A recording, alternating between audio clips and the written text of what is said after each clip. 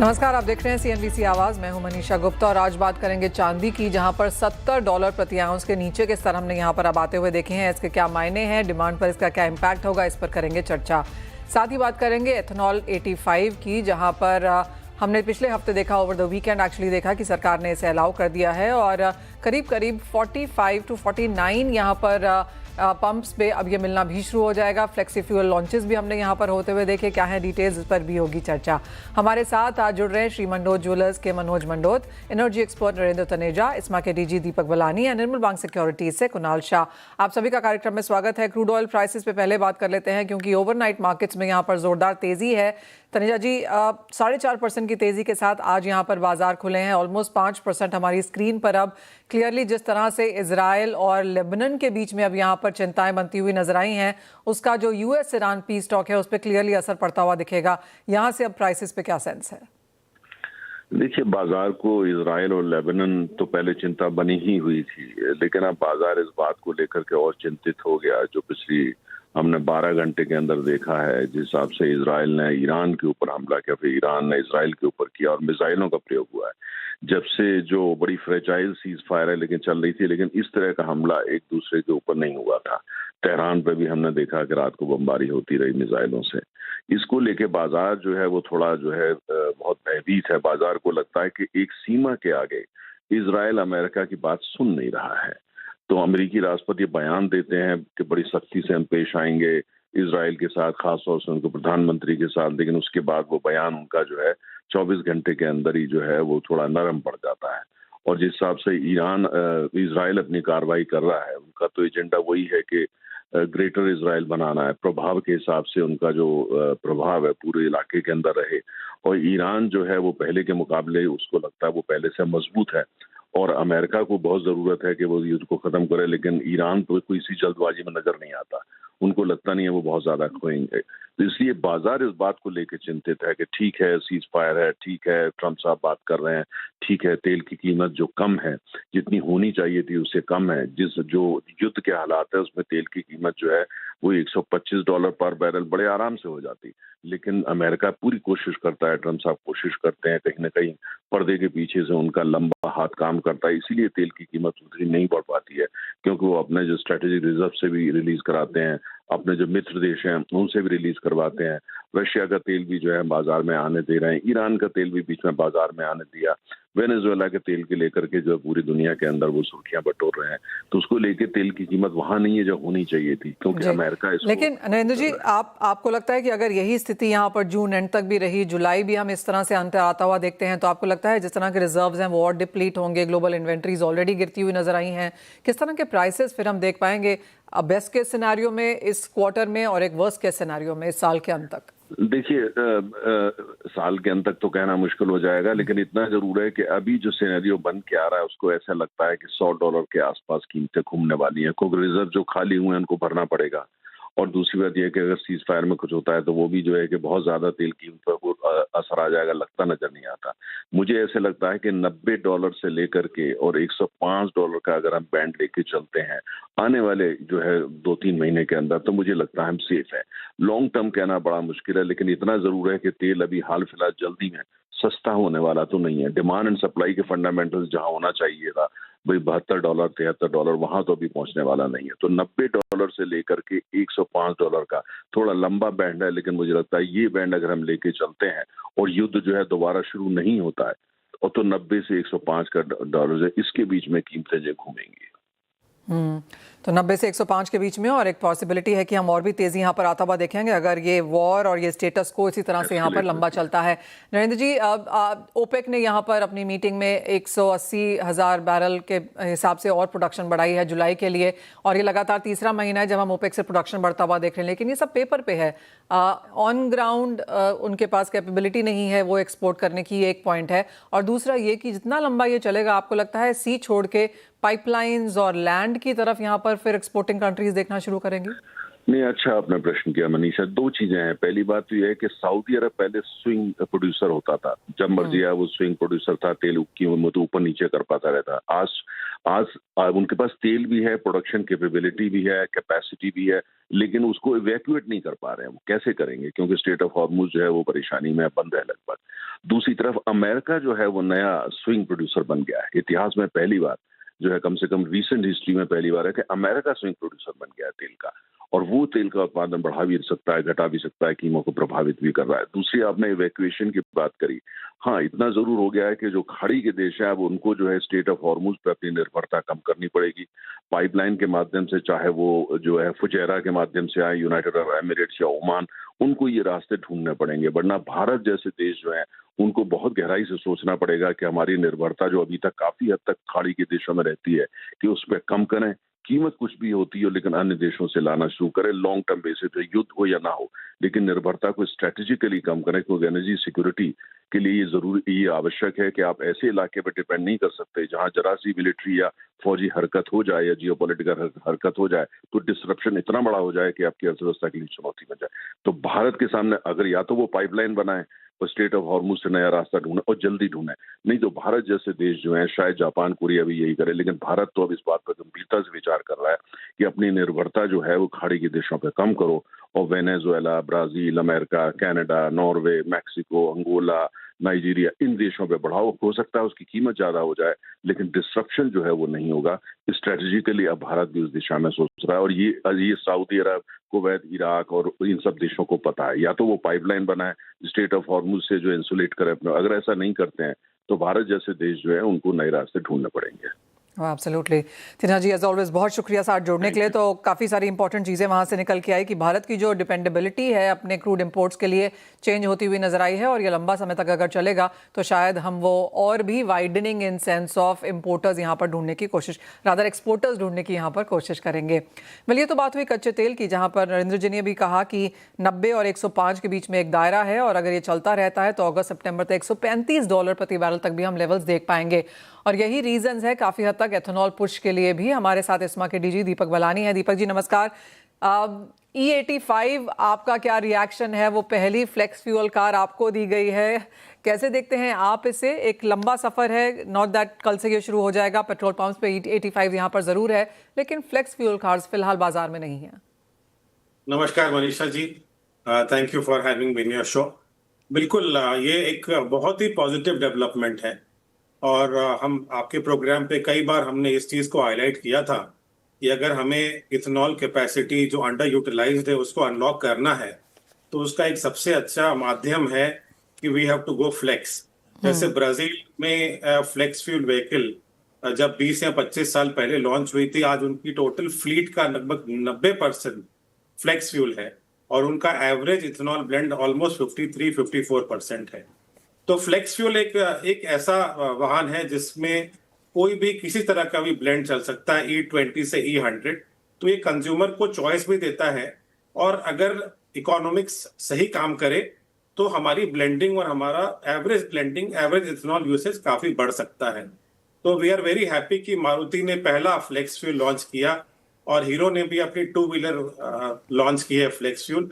और सब्सिक्वेंटली सबसे exciting part ये है कि जो हमने सरकार से कई बार डिस्कशन किया था, लगभग 2 साल से इस बार कंसिस्टेंटली इस बात पे था कि E85 या E100 फ्यूल का जो डिफरेंशियल प्राइसिंग है, तो पहले तो उसकी जो BIS स्टैंडर्ड्स आ जाएं, उसकी फ्यूल प्राइसिंग आ जाए और डिस्पेंसिंग इंफ्रास्ट्रक्चर सेटअप हो, तो फ्लेक्स फ्यूल के साथ फ्यूल का इकोनॉमिक्स भी वर्कआउट हो, तो इसमें कंज्यूमर एक्सेप्टेंस काफी बढ़ जाएगी। And I am very happy कि सरकार ने E85 फ्यूल लॉन्च कर दिया at a cost of almost 82 rupees, जो 20 रुपए लगभग पर लीटर सस्ता है, और ये मोर देन सफिशिएंट है कस्टमर को कॉम्पनसेट करने के लिए in terms of loss in efficiency.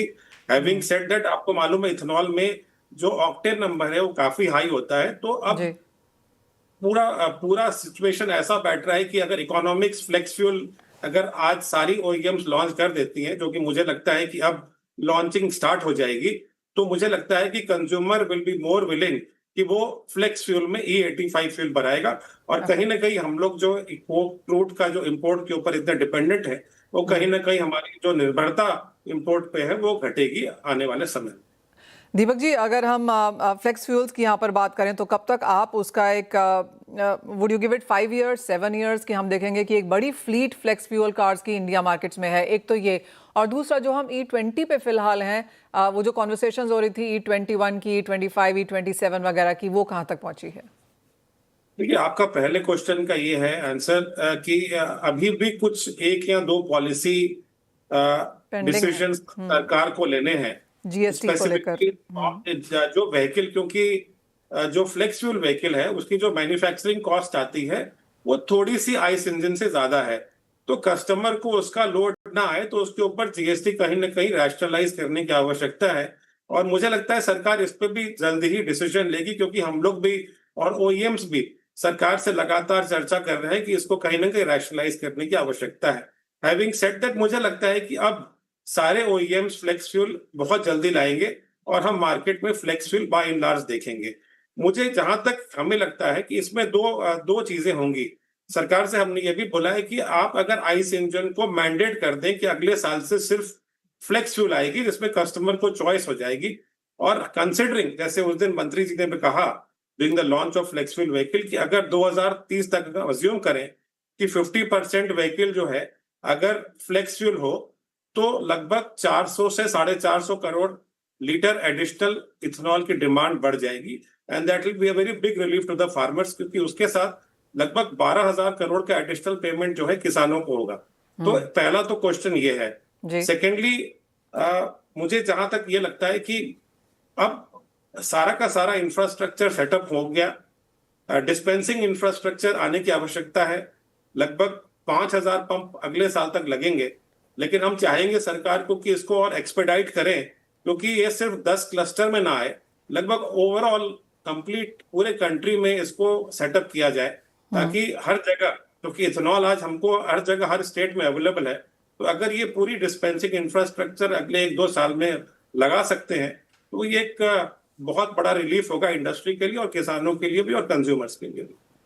Fair point mister Balani, as always बहुत शुक्रिया साथ जोड़ने के लिए। ऑफकोर्स एक बहुत बड़ा कदम यहाँ पर सरकार ने उठाया है, लेकिन जैसे दीपक जी हमें कह रहे हैं कि अभी भी दो एक चीज़ें यहाँ पर बाकी हैं, फ्लेक्स फ्यूल का जीएसटी रैशनलाइजेशन और साथ ही साथ डिस्पेंसिंग।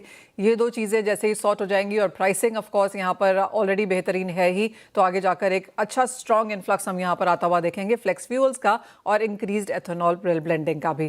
पहले इसी के साथ अब आगे बढ़ेंगे और बात यहाँ पर चांदी की कर लेते हैं, क्योंकि बहुत शार्प डिक्लाइन हमने यहाँ पर आता हुआ देखा है। 10% की गिरावट पिछले हफ्ते में, $70 के नीचे के लेवल्स। कुणाल, कैसे देखते हैं प्राइसेस यहाँ से जाते हुए, क्योंकि सोना और चांदी दोनों में शार्प करेक्शन है, चांदी 10% तो सोने में 5% की गिरावट पिछले हफ्ते में। देखिए, ये जो हमने गोल्ड और सिल्वर में जो फॉल देखा है उसका मेन रीजन था यूएस का जो जॉबलेस नॉन फार्म पेरोल्स का रिपोर्ट आया था, और जो बहुत 80,000 एक्सपेक्टेड थे और 1,72,000 आया। सो इसके पीछे का जो रीजन है 70,000 जॉब क्रिएशन, तो ये जो फुटबॉल वर्ल्ड कप होने वाला है उसके कारण हुई है। So this is one of factor. So इस जो फॉल आया था नॉट बिकॉज अभी यूएस की इकोनॉमी बहुत ज्यादा स्ट्रांग हो गई है, बहुत ज्यादा जॉब क्रिएशन हो रहे हैं, but this was just sentimental driven fall कि ऑलरेडी मार्केट हीटेड अप था और पेरोल्स का डेटा ऊपर आ गया तो यूएस की इकोनॉमी हीट अप हो रही है। वो एक्सपेक्टेशन में हमने देखा कि गोल्ड सिल्वर भी नीचे आ गए, इंटरेस्ट रेट बढ़े गए, बॉन्ड यील्ड्स बढ़ गई। सो हमने एक रिएक्शन आते हुए देखा है। नाउ गोइंग फॉरवर्ड, आज जो हुआ है वो फिर से रिजम्पशन ऑफ वॉर, जो कहते हैं सीज फायर ब्रेक हो गया है। इजराइल ने ईरान के ऊपर अटैक किया है, ईरान ने इजराइल के ऊपर अटैक किया है, और सऊदी अरब के ऊपर भी अटैक किया गया है। अभी लेटेस्ट ईरान की पेट्रोकेमिकल रिफाइनरी पे अटैक किया गया है। So I think if this escalate, तो आज का जो फॉल हम देख रहे हैं that is because of the escalation in the geopolitical crisis, जिसके कारण इन्फ्लेशनरी एक्सपेक्टेशन और बढ़ेगी, और इन्फ्लेशनरी एक्सपेक्टेशन और बढ़ेगी तो बॉन्ड यील्ड और बढ़ेगी, बॉन्ड यील्ड और बढ़ेगी तो गोल्ड और सिल्वर के प्राइसेस पे शॉर्ट टर्म में दबाव बनेगा।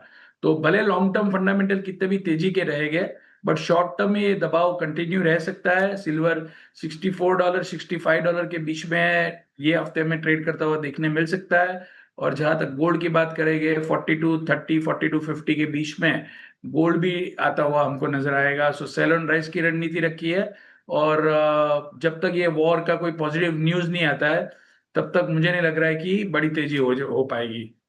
ऑलराइट, तो दबाव यहाँ पर सोने और चांदी दोनों में रह सकता है। चांदी में स्पेशली जहाँ पर गिरावट काफ़ी बड़ी होती हुई नजर आई है। लेकिन आपको याद दिला दें कि बॉम्बे में, मुंबई में as of now silver show of India यहाँ पर जारी है, जहाँ पर श्री मंडोत ज्वेलर्स के मनोज मंडोत हैं। मनोज जी नमस्कार, आपसे मैं मिली हुई थी पिछले हफ्ते में और अच्छा खासा फुटफॉल यहाँ पर होता हुआ नजर आया। आप अभी भी अपने बूथ पे नजर आते हैं यहाँ पर। किस तरह से, सबसे पहले तो आप क्या नया लेकर आए हैं इस इवेंट में और किस तरह का फीडबैक रहा, किस तरह का इंटरेस्ट है यहाँ पर मार्केट्स में? नमस्ते मनीषा जी, धन्यवाद आपने इनवाइट करने के लिए। जैसे भाव जिस हिसाब से लास्ट एक सवा साल में बढ़े हुए हैं, पब्लिक का ये मानना है कि थोड़े कंज्यूमर एक्सपेंडिचर कम करने के लिए हमने लाइट वेट प्रोडक्ट्स इंट्रोड्यूस किया है। जितने भी प्रोडक्ट्स हमारे पास है, करीबन 25 से 30% वजन उसका कम किया है, तो काफी अच्छा था फीडबैक। और सबसे अच्छे और बड़ी बात ये था कि जो दूसरे इंडस्ट्रीज से सिल्वर की तरफ लोग डाइवर्सिफाई करने का सोच रहे हैं, तो करीबन 20 से 25 लोग डाइवर्सिफिकेशन के लिए ये शो के लिए आए थे। और booths and number of visitors वो भी अबाउट 25 से 30% ज़्यादा था पिछले साल से इस बार। तो ओवरऑल 4 दिन बहुत अच्छा रहा, बहुत पॉजिटिव फीडबैक है। लोगों की एक्सपेक्टेशन सिल्वर की रेट्स को लेके अभी भी काफ़ी हाई है, बिकॉज इसमें इन्वेस्टमेंट और इंडस्ट्रियल दोनों आते हैं। हालांकि शॉर्ट टर्म में जैसे कलीग्स ने कहा था, वॉलेटिलिटी रहेगा, इंटरेस्ट रेट, करेंसी मूवमेंट्स और global economic condition, but overall long term बहुत पॉजिटिव है सेंटीमेंट। मनोज जी, जैसे आपने कहा दूसरी इंडस्ट्रीज के लोग भी अब यहाँ पर चांदी में आना चाहते हैं। जी हाँ, मैं भी कुछ लोगों से मिली थी जिनका टेक्सटाइल का बिजनेस है और एक दो डॉक्टर्स वहाँ पे थे जो सोच रहे हैं कि चांदी के बिजनेस या चांदी के स्टोर्स यहाँ पर खोलें। तो आई गेट दैट पॉइंट। लेकिन जहाँ तक सिल्वर आर्टिकल्स की बात है, तो यहाँ पर आपको लगता है नए थीम्स, आपने कहा लाइट वेट यहाँ पर ज़्यादा चलता हुआ नजर आ रहा है, लेकिन एग्जैक्टली लोग क्या खरीद रहे हैं? क्या वो आर्टिफैक्ट्स है, ज्वेलरी है, कहाँ पर ज़्यादा इंटरेस्ट है? ज्वेलरी का डिमांड काफी हाई है कंपैरेटिवली। जिस हिसाब से रेट्स है, आर्टिकल्स का मूवमेंट थोड़ा सा मॉडरेट है। ऐसा नहीं कहूँगा बिल्कुल नहीं है, थोड़ा मॉडरेट है। मे बी अभी जैसे शादी सीजन आने वाली है या आगे पीक सीजन आएगा, थोड़े गवर्नमेंट के रेस्ट्रिक्शंस के कारण ये भी थोड़ा फर्क पड़ा है। बट आई थिंक सब लोग यूज्ड टू इट हो जाएंगे इससे, जैसे जैसे दिन जाएंगे, त्योहार आएंगे, शादी वगैरह सब कुछ के लिए यूज्ड टू इट हो जाएंगे। एक अच्छी बात ये रहेगी कि पुराने चांदी फिर से राइसिकल में आएंगे, जिससे क्या होगा, डॉलर भी थोड़ा पम्प रहेगा। Point taken. वो एक काफ़ी इंपॉर्टेंट चीज़ है क्योंकि पिछले साल लोगों ने काफ़ी ज़्यादा फिजिकल चांदी खरीदी है, तो एक बार वो यहाँ पर सर्कुलेशन में आती है, प्रॉफिट टेकिंग में आती है, तो हम वो एक मार्केट यहाँ पर चेंज होता हुआ देखेंगे। मनोज जी, बहुत शुक्रिया साथ जुड़ने के लिए। तो वो एक सेंस यहाँ पर सिल्वर प्राइसेस पे आती हुई, लेकिन मेटल्स आपकी स्क्रीन पर लेके आएंगे। कुणाल, यहाँ पर क्या सेंस है? क्योंकि मुनाफा वसूली सिर्फ गोल्ड एंड सिल्वर में नहीं है, अक्रॉस बेस मेटल प्राइसेस में भी एक गिरावट है। सेम अभी जो नैरेटिव मार्केट में चल रहा है वो यही है कि अगर इन्फ्लेशन बढ़ रहा है तो सेंट्रल बैंक्स को रेट हाइक करनी पड़ेगी। यूएस में रेट हाइक की प्रोबेबिलिटी बढ़ गई है होने की। सो ये सब के कारण जो इंटरेस्ट रेट कम होने वाला है, वो सोच के जिसने लॉन्ग पोजीशन ली है, तो वो तो उनको तो सबसे पहले अपना पोजीशन वाइंड अप करना पड़ेगा वो नैरेटिव पे। और दूसरा, अगर ऐसे ही इन्फ्लेशन बढ़ता है तो वर्ल्ड में ग्रोथ भी खराब होगा और डिमांड भी स्लो डाउन होगी। ये सब एक्सपेक्टेशन में मेटल्स में भी गिरावट देख रहे हैं। मैं मेटल में जरा भी मंदी में नहीं हूँ, मेरा ध्यान तेजी का है आगे का। बट ऑलरेडी मेरे सब टारगेट आ गए ये साल के। अभी फिर से $14,000 कॉपर हो गया, $3,800 एल्यूमिनियम हो गया। तो ये करेक्शन प्रॉफिट टेकिंग लग रहा है मुझे मार्केट में। एल्यूमिनियम मैक्सिमम 375 तक आ सकता है। कॉपर की बात करेंगे तो 1300-1290 के आसपास आ सकता है। उससे ज्यादा मुझे कोई मंदी नहीं। तो शॉर्ट टर्म में दबाव बना रहेगा, but long term fundamental intact है। कुणाल, बहुत शुक्रिया आपका भी साथ जुड़ने के लिए। तो सोने चांदी में कुछ मुनाफा वसूली, कच्चा तेल एक रेंज में, लेकिन मेटल्स में जैसे कुणाल ने कहा, एक बार टारगेट्स यहाँ पर सारे के सारे मीट हो चुके हैं, लेकिन तेजी यहाँ पर बरकरार रह सकती है। वेल, इसी के साथ एक और ब्रेक का समय है, लौटेंगे और बात करेंगे बॉन्ड स्ट्रीट की।